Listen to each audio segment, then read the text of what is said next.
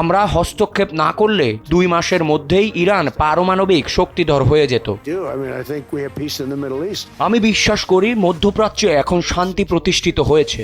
ফিলিস্তিনিদের যোদ্ধাদের মতো ছোটখাটো কিছু সমস্যা এখনো আছে, তবে তারা অস্ত্র সমর্পণে রাজি হয়েছে।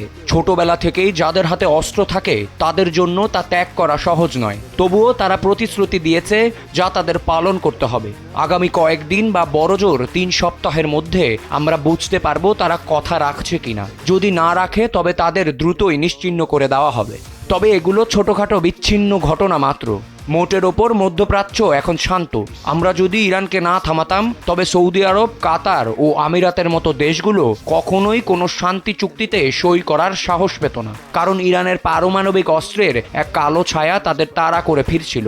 আমরা হস্তক্ষেপ না করলে 2 মাসের মধ্যেই ইরান পারমাণবিক শক্তিধর হয়ে যেত, কিন্তু আমরা তাদের ওপর এমন চরম আঘাত হেনেছি যে তাদের সেই সক্ষমতা পুরোপুরি ধুলোয় মিশে গেছে।